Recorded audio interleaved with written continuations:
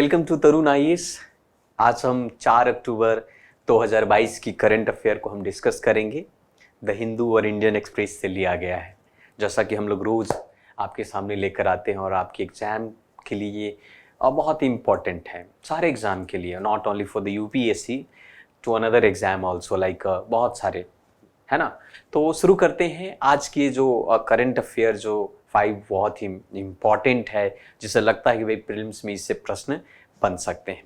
तो चलिए, समय को बड़ा समय बहुत ही कीमती है, आपका समय चाहे किसी की भी समय हो। तो पहला जो करंट अफेयर आज का है वो है बैलिस्टिक मिसाइल से लेकर। सो बैलिस्टिक मिसाइल आप सभी को पता होगा।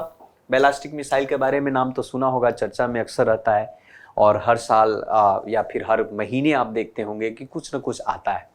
तो ये बैलिस्टिक मिसाइल है आपका न्यूज़ में इसलिए है कि एपीजे अब्दुल कलाम द्वीप है, आप सबको पता होगा एपीजे अब्दुल कलाम द्वीप, है ना। सो डीआरडीओ ने, जिसको आप डिफेंस रिसर्च डेवलपमेंट ऑर्गेनाइजेशन होता है, सो डीआरडीओ ने बैलिस्टिक मिसाइल के चरण 2 का सफल परीक्षण किया है इसका। ये आपका मिसाइल है आप सब। अब ये सफल जो सेकंड चरण जो है वो किसका है भाई? BMD-AD-1 मिसाइल का है। आप समझेंगे कि ये BMD-AD-1 मिसाइल है क्या, इसके बारे में हम जानेंगे। सबसे पहले AD-1 की बात करते हैं। AD-1 जो है एक लंबी दूरी वाला, एक तरीके से इंटरसेप्टर मिसाइल है। लंबी दूरी, सबसे लंबी दूरी वाला इंटरसेप्टर मिसाइल है।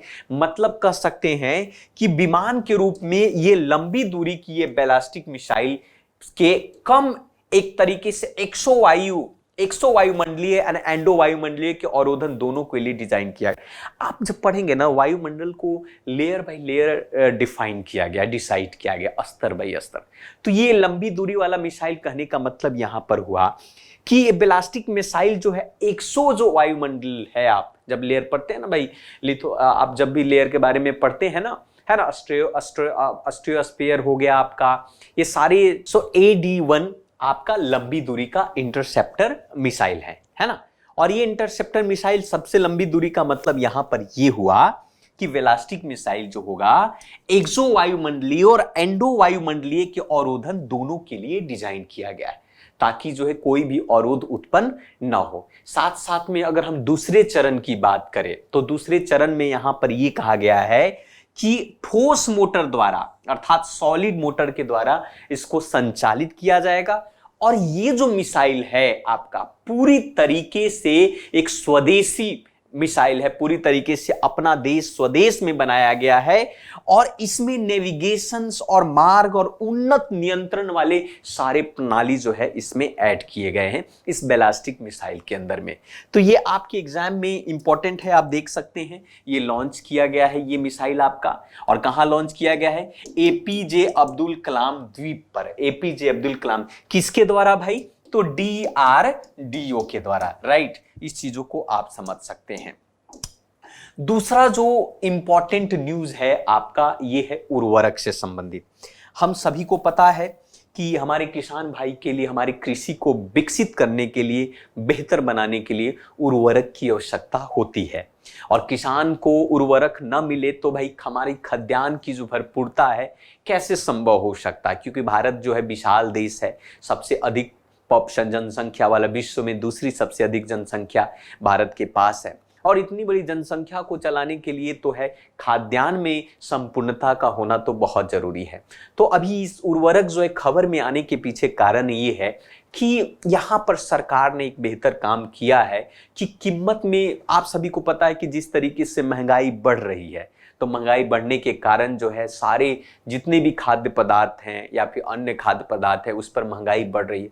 तो उर्वरक पर जाहिर सी बात है कि महंगाई बढ़ी है। तो इस महंगाई की कीमत के उछाल को मद्देनजर रखते हुए भारत सरकार ने, केंद्र सरकार ने उर्वरक सब्सिडी को दोगुना कर दिया है। मतलब जो पहले उर्वरक सब्सिडी था उससे दुगने पर आपको दिया जा। कैबिनेट ने कहा है कि जो रबी सीजन के लिए फॉस्फोट और पोटेशियम उर्वरक की आवश्यकता जो अधिक होती है, नाइट्रोजन, फास्फोरस, पोटास और सल्फर के लिए सरकार ने 51,875 करोड़ की जो सब्सिडी है उसको मंजूर की है। और ये सब्सिडी जो अभी तक का सबसे अधिक सब्सिडी है। अभी तक का सबसे अधिक सब्सिडी है। ये समझ थोड़ी सी हम जान लेते हैं कि भारत के अंदर में उर्वरक का जो संचालन, उसकी कीमत का संचालन केंद्र सरकार के द्वारा किया जाता है ना। तो ये चीजों को हम यहां पर समझेंगे, थोड़ा सा डिटेल से हम जानने की कोशिश करेंगे उर्वरक के बारे में। तो ये सबसे पहले पॉइंट तो ये समझेंगे कि ये है क्या।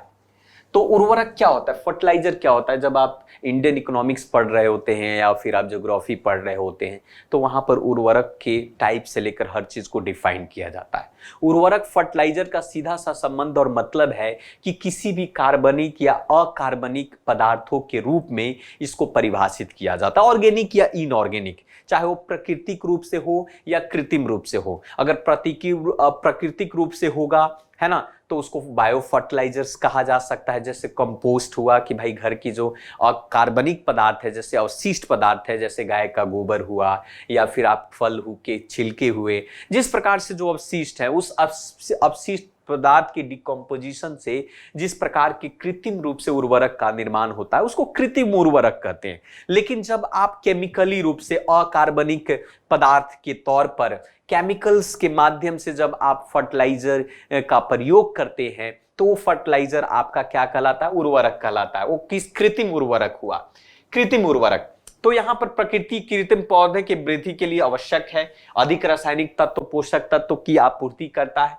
भारत सरकार जो हमारी है, भारत सरकार जो उर्वरक की बिक्री, कीमत और गुणवत्ता को नियंत्रित करती है, वो डिसाइड करती है भारत सरकार की भाई हमें कितना। भारत सरकार ने उर्वरक को एक आवश्यक वस्तु घोषित किया, इसेंशियल गुड्स के रूप में इसको घोषित किया गया है उर्वरक को। और भारत सरकार आवश्यक वस्तु अधिनियम जो है, इसेंशियल गुड्स एक्ट 1957 के तहत उर्वरक नियंत्रण आदेश, जिसको एफसीओ कहते, फर्टिलाइजर्स कंट्रोल ऑर्गेनाइजेशंस कहते, ऑर्डर कहते, उसके द्वारा ये जारी करता है। तो आप याद रखिएगा, इस चीजों को समझिएगा कि उर्वरक भी हमारा इसेंशियल गुड्स एक्ट के तहत आता है। आशा करते हैं ये बातें आपको समझ में आ गई है। साथ साथ में ये थोड़ा सा ये भी हम समझने की कोशिश करेंगे कि पोषक तत्व आधारित सब्सिडी नीति 2010 में लाया गया था।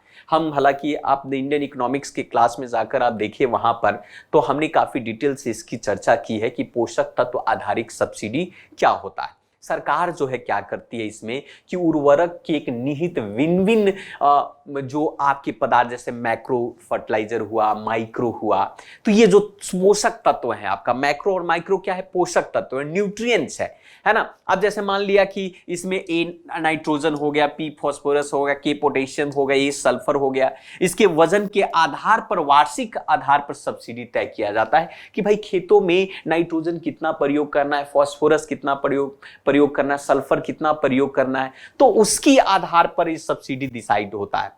और बीन जियो मैन्युफैक्चरिंग कंपनी जो है उचित स्तर पर अधिकतम खुदरा वाले मूल्य पर इसको निर्धारित करते हैं। ऐसा पोषक तत्व आधारित सब्सिडी निधि के तहत ये कहा गया है। ठीक है, तो ये सेकेंड आपका था। तीसरा सबसे इंपॉर्टेंट आपका न्यूज है पहाड़ी समुदाय से संबंधित। पहाड़ी नाम सुना होगा आपने, पहाड़ी समुदाय। एक्चुअली जो पहाड़ी समुदाय है ये, तो ये पहाड़ी समुदाय जो है एक जनजातीय समुदाय है। ये जम्मू कश्मीर के क्षेत्र में, इलाके में ये वहां पर वास करते हैं, जम्मू कश्मीर। तो ये जो पहाड़ी समुदाय हैं, जनजातीय जो जातीय समुदाय हैं, जम्मू कश्मीर में रहते, इनको क्या किया गया कि अनुसूचित जनजाति के सूची में जोड़ दिया गया। शेड्यूल्ड कास्ट में, शेड्यूल्ड ट्राइब में इनको जोड़ दिया गया। आप सबको पता होगा कि प्रस्तावित राष्ट्रीय अनुसूचित जनजाति आयोग के द्वारा इस पर हरी झंडी दे दी गई। और इसमें पहाड़ी जनजाति के अलावा जो है इसी के अंदर में कोली, है ना, आपका गड्ढा, ब्राह्मण जैसे अन्य समुदाय भी इसके अंदर में शामिल है। तो ये सबसे पहले ये आपको समझना होगा कि ये जो अनुसूचित जनजाति, आप सबको पता होगा कि कॉन्स्टिट्यूशनल बॉडी है, एक संवैधानिक निकाय है ना, जो कि भारत के अंदर जो जितनी भी जनजातियां और जातियां है उसको सर्वेक्षण के आधार पर जोड़ने और हटाने का काम करती है। थोड़ा सा हम समझ लेते हैं कि शामिल करने की प्रक्रिया क्या है। इसको संविधान के अनुच्छेद में शामिल करने की अगर प्रक्रिया की बात करें तो संविधान के अनुच्छेद 366 जो है के 25 के अनुसार, अनुसूचित जनजाति अनुच्छेद 342 के अनुसार, ये दोनों के तालमेल के साथ इसको जोड़ा जाता है।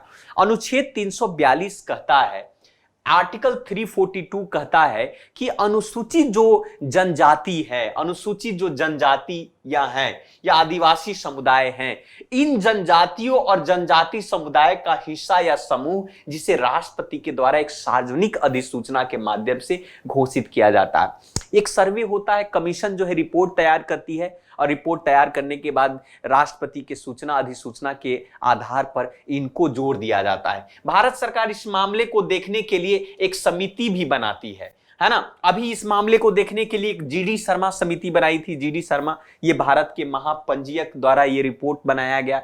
तो ये जीडी प्रश्न पूछ देगा कि ये जो जिस जाति को जोड़ा गया वो किस कमिटी के द्वारा रिकमेंड किया गया था, जीडी शर्मा के द्वारा किया था। और ये राज्य केंद्र सरकार एक रिपोर्ट प्रस्तुत करता है। यदि सरकार रिपोर्ट को स्वीकार कर लेती है तो राष्ट्रपति के आदेश के माध्यम से समुदाय को सूची में जोड़ दिया जाता है। तो यहां पर आप देख सकते हैं कि पहाड़ी समुदाय को इस सूची में राष्ट्रपति की मान्यता के आधार पर जोड़ दी गई है ना। तो ये आपका तीसरी पॉइंट। इसी के अंदर में आप थोड़ा सा हम देखते हैं कि भाई समुदाय को संसद द्वारा भी जोड़ा जा सकता है अमेंडमेंट कर करके, है ना। आपको पता होगा 89 संविधान संशोधन अधिनियम 2003 के द्वारा स्थापित एक संविधान निकाय जो कि नेशनल शेड्यूल्ड कास्ट जो है और नेशनल शेड्यूल्ड ट्राइब जो है ना, इन दोनों को 89 कॉन्स्टिट्यूशनल अमेंडमेंट के तहत जोड़ा गया था, है ना। 338 में इसको वर्णित है, 338 के ए में वर्णित है आपका, 338 के ए में, 338 में शेड्यूल कास्ट की बात करता है, 338 के ए में शेड्यूल ट्राइब कमीशन की बात करता है ना। तो ये चीजें इसमें आपको मेंशन किए जाते हैं। ये अनुसूचित जनजाति के लिए सुरक्षा प्रावधान से संबंधित मामले की जांच और निगरानी करता है।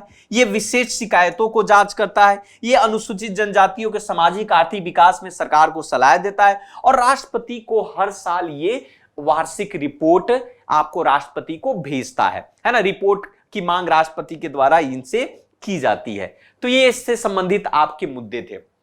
नेक्स्ट जो है करंट अफेयर आपका हरित आयकर पहल। हरित आयकर पहल क्या है?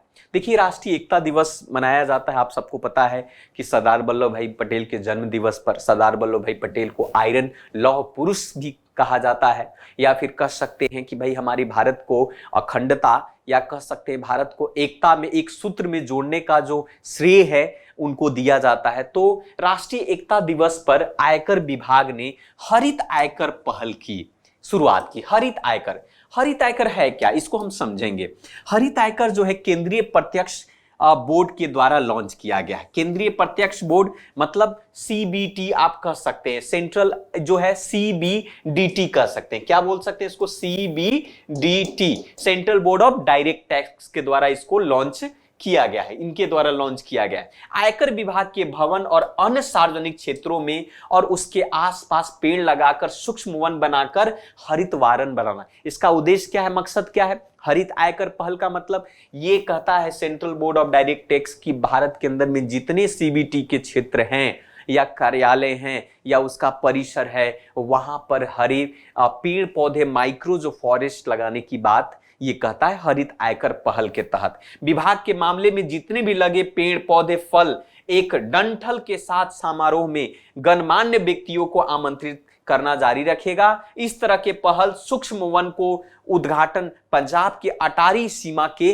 पास किया था। पंजाब में सूक्ष्म वन का उद्घाटन किया गया है, अटारी सीमा।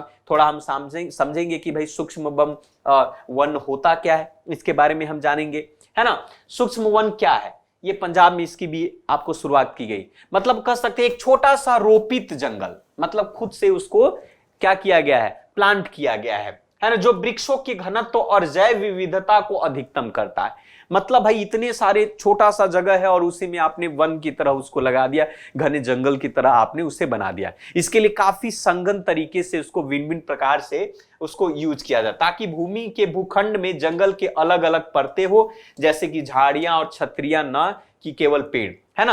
आत्मनिर्भर सूक्ष्म वन तक पहुंचने से पहले पौधे को 8-9 महीने तक देखभाल की जाती है और फिर इसको लगाया। तो ये सूक्ष्म वन पंजाब में इसकी शुरुआत की गई आयकर विभाग के द्वारा। लास्ट जो है इसको हम समझेंगे सभी से, वैश्विक जलवायु निरीक्षण प्रणाली को हम समझेंगे, GCOS है ना। तो वैश्विक जलवायु निरीक्षण प्रणाली ये क्या है भाई? तो आप सबको पता होगा कि ये जो ग्लोबल जो क्लाइमेट ऑब्जर्वेशन सिस्टम है, इसकी घोषणा के अनुसार जलवायु निगरानी प्रणाली नाजुक बन गई है और इसे मजबूत बनाने और बनाए रखने के लिए वित्त पोषण करने की आवश्यकता है, फंडिंग करने की जरूरत है।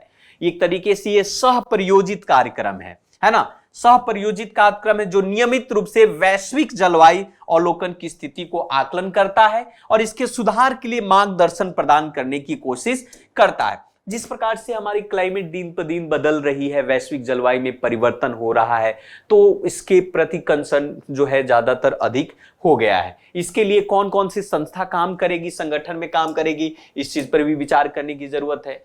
तो ये जो इसमें संगठन में जो भाग लेने वाला है आपका WMO आपका भाग लेगा, आपका यूनेस्को भाग लेगा, आपका फिर आपका UNEP भाग लेगा, United National Environment Programme, IISC आपका लेगा, है ना। तो ये सारे इसमें भाग लेंगे और ये जो GCO के विशेष पैनल की आवश्यकता है जलवायु 4 EVC के तहत परिभाषित किए जाएंगे। पृथ्वी की बदलती जलवायु की व्यवस्था को स्पष्ट रूप से देखने के लिए इस तरीके के कदम उठाने की बात की गई है। तो ये इंपॉर्टेंट है, इसके अंदर में पूछ सकता है कि भाई इस संगठन में कौन कौन से शामिल है। आपका WMO है शामिल, आपका IOC है, आपका यूनेस्को, आपका UNEP है, आपका ISC है ये प्रमुख रूप से। तो ये आपके करंट अफेयर थे आज के सबसे प्रमुख, जो हिंदू और इंडियन एक्सप्रेस से लिया गया था। इसी से संबंधित हम MCQ भी लेकर आते हैं और एडिटोरियल्स भी हम डेली लेकर आते हैं, उसको जरूर देखें और इस चैनल पर बने रहें। आज के लिए थैंक यू वेरी मच, धन्यवाद। फिर से मिलते हैं दूसरे वीडियो में। Thank you.